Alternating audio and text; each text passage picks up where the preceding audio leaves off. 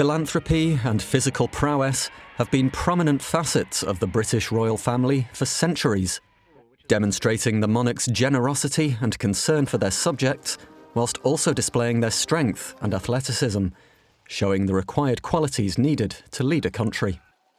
The tradition of the King's Maundy Thursday almsgiving at Easter time, for example, dates as far back as King John in the 13th century.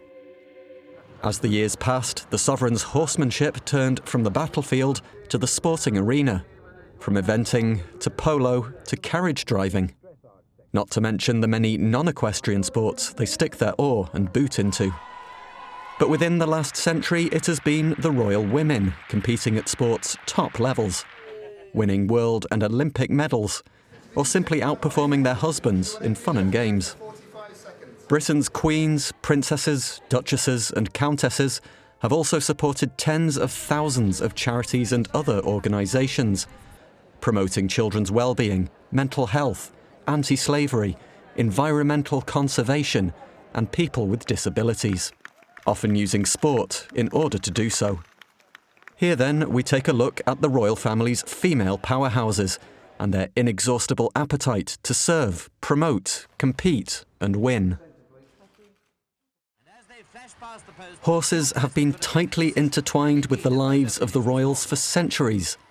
Queen Elizabeth II was a huge fan of horse racing and rode her own ponies into her 90s. The sport is an important constituent of the royal calendar, with members regularly attending Royal Ascot, the Cheltenham Festival and the Epsom Derby. King Charles was a keen polo player, as was his father, Prince Philip. A family of skilled equestrians then, but only two current royals can call themselves Olympians.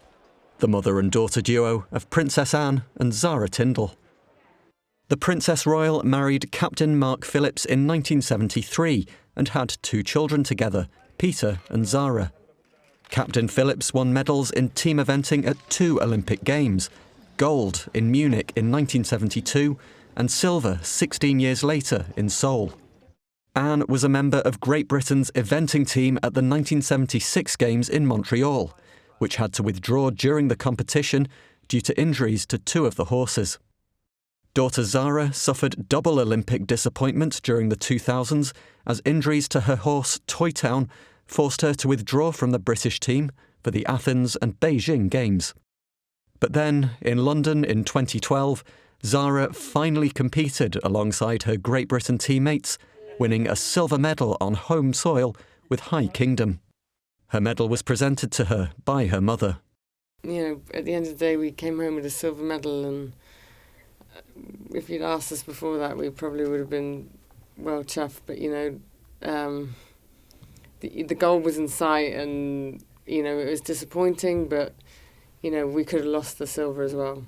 And who pops up to give you your silver medal but your mum? And so that was a nice family moment. Tell me how that felt. Yeah, it was awesome. Obviously, she's part of the IOC, so... You were expecting it. It wasn't a huge surprise. I thought they might do it. A silver in the Olympics, but just 7 years previously she had achieved gold in team and individual eventing at the European Championships. A year later, in 2006, she went to the World Championships in Germany, winning gold in individual competition. She and Toy Town were world champions. Her achievements were recognised by the British public at the end of the year, as she was voted BBC Sports Personality of the Year, following in her mother's footsteps as Princess Anne picked up the award in 1971. It was the first and remains the only time that members of the same family have won the award. After being forced to give up polo because of arthritis in his right wrist, the ever-pragmatic and enterprising Prince Philip began a new tradition based on the old. He took up and helped develop the sport of carriage driving, even helping to draft an internationally recognised rulebook. When he died in 2021, he left his driving ponies and carriage to his youngest granddaughter, Lady Louise Windsor, who shared his love for the sport. It was an emotional moment for the Queen at her Platinum Jubilee celebrations in 2022, when Louise rode his ponies and carriage at the Royal Windsor Horse Show. Equestrian events are often seen as the domain of the rich and privileged, But the royals' love of the sport has seen them try and widen its appeal. Zara was in her late teens when she served as president of Club 16 to 24, a group which aimed to attract young people into equestrianism. At the same time, she backed a campaign to give primary school children of all backgrounds a chance to ride horses. I guess, I mean, always, because I've always had horses around me, giving them an opportunity to do that, have the same opportunities as people like me is obviously going to be good, isn't it? She is currently the patron of Retraining of Racehorses, a charity for the well-being of retired racehorses. Likewise, Anne is a keen supporter of horse welfare organisations. She is patron of the British Equine Veterinary Association and vice-patron of the British Horse Society, to name just two. The royals support other animal welfare charities too. The King and Queen are joint presidents of the Elephant Family, founded in 2002 by Camilla's late brother, Mark Shand. Princess Eugenie of York is also a patron of the conservation charity. Camilla is a well-known supporter of Battersea Dogs and Cats Home, of which she has been patron since 2017, working closely with the late comedian and broadcaster Paul O'Grady.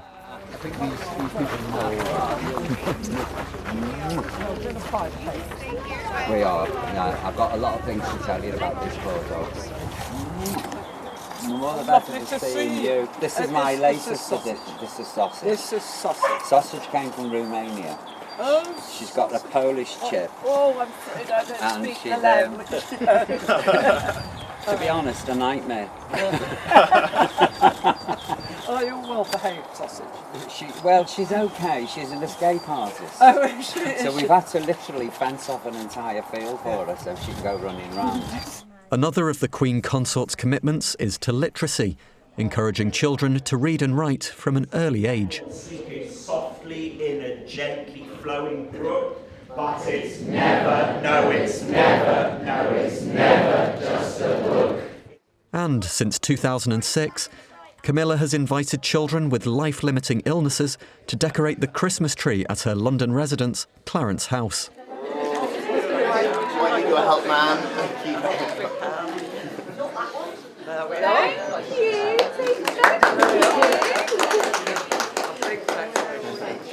Princess Anne has been a fervent supporter of children's charity Save the Children, serving as its president since 1970 and its patron since 2017.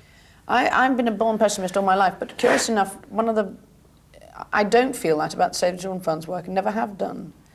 Partly because I think the way in which it's done, the thoroughness with which they approach their projects and the evaluation which they approach their projects and throughout the life of the project, I feel there are very, very few occasions or places where I felt this isn't working.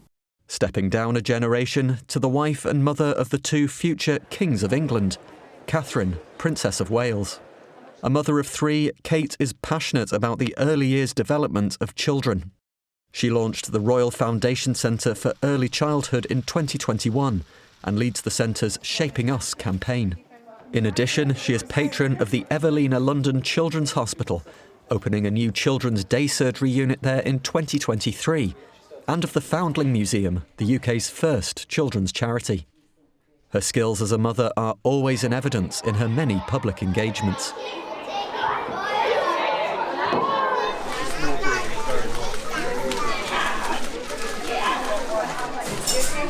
How old are you guys? You're 5. Are you 5 too? How old are you? Wow. You put that one in there?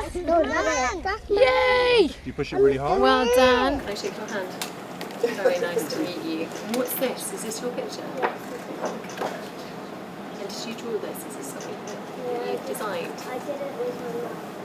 Princess Beatrice and Princess Eugenie, also mothers of little ones, have championed children's causes. Beatrice is royal patron for the Yorkshire-based Forget-Me-Not Children's Hospice. Both sisters supported their mother Sarah, Duchess of York's charity Children in Crisis, aimed at improving the lives of women and children in developing countries. In 2010, Beatrice became the first royal to run the London Marathon to raise money for the charity. Children in Crisis merged with Street Child in 2018. Sophie, then the Countess of Wessex, ran part of a virtual London Marathon in 2020 during the COVID pandemic in her role as patron of MenCap. She joined a runner with a disability for the first 1.5 miles of his virtual marathon to symbolise the 1.5 million people in the UK with a learning disability. Disabilities are a key focus of Sophie's public service. She is the patron of British wheelchair basketball, presenting medals at the Commonwealth Games in Birmingham in 2022. Her passion, though, is preventing avoidable blindness, something personal to the Duchess of Edinburgh because of her daughter. Lady Louise was born with esotropia, a condition where one of the eyes turns inwards. Aged 10, she had surgery which successfully corrected it, improving her eyesight. Sophie is Global Ambassador for the International Agency for the Prevention of Blindness and has travelled the world to see projects aimed at tackling blindness. She is also Royal Patron for guide dogs in the UK. Sophie is just one of the female royals championing equality for women, particularly in business and in the workplace, as well as preventing sexual and domestic violence. She attended an anti-domestic violence reception alongside the Queen Consort at Buckingham Palace in 2022 as part of a UN global initiative. She is the president of Girl Guiding and chair of the Women's Network Forum, working for the advancement of gender balance and equality in businesses. Princess Eugenie has devoted much of her time and effort into combating modern-day slavery, of which women and girls are estimated to make up 71% of overall victims. Eugenie is patron of Anti-Slavery International and founded the Anti-Slavery Collective in 2017 alongside her friend Julia de Bonville. Both women host a podcast called Floodlight, talking to high-profile guests and highlighting the battle against slavery. We want to work with businesses that are looking at their supply chains and being leaders in the movement. And we're going to focus in on how businesses can really lead the charge in ending modern slavery. Since becoming a member of the royal family and now as Queen, Camilla has shone a light on a range of causes for the betterment of society for women. In 2013, as Duchess of Cornwall, she began the Washbag Initiative, providing washbags to women referred to sexual assault referral centres in London. The scheme has now expanded to the whole of the UK. The Queen also highlights the work domestic abuse charities do to support victims and survivors, both in Britain and around the world. Across the Commonwealth, calls to the domestic violence helplines have increased by up to 500% over the past 2 years. Whether we are aware of it or not, we all know someone who has endured sexual or domestic abuse. We can therefore all be part of combating these heinous acts. Camilla is president of the Women of the World Foundation, campaigning for gender equality across the globe. In 2023, she hosted a reception at Buckingham Palace to mark International Women's Day, with guests including Nazanin Zaghari-Ratcliffe, actors Sarah Lancashire and Rose Ayling-Ellis, and Leader of the House of Commons, Penny Mordaunt. The royals are not just champions of charity, but enthusiastic supporters of various sports, often taking part in games as part of their engagements, with varying degrees of success. As we've already seen, Princess Anne and Zara Tindall are champion horse riders, but their sporting interests and talents do not end there. Princess Anne has been patron of the Scottish Rugby Union since the mid-1980s and is regularly seen at Scotland's international matches at Edinburgh's Murrayfield Stadium. Her son, Peter Phillips, was a talented rugby union player, selected for Scotland's national schoolboys side in 1995. Zara's interest in rugby took her to the 2003 Rugby World Cup in Australia, where she met her future husband, England international Mike Tindall. The couple have 3 children together. As well as being world champion in eventing, Zara excelled in gymnastics, athletics and hockey as a schoolgirl. The Princess of Wales too was a talented hockey player, captaining her team during her school days and playing at university.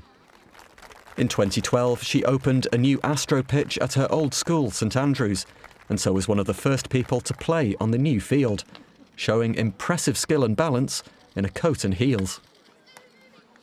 Catherine is often seen at the Wimbledon Tennis Championships in her role as patron of the All England Lawn Tennis Club and the Lawn Tennis Association. She is also patron of England's governing bodies for both codes of rugby, the Rugby Football Union and the Rugby Football League. And her already heavy involvement in sport doesn't stop there. She and William, as the young and fit future king and queen, are regularly invited to try their hand at all manner of sports, with Kate often coming out on top.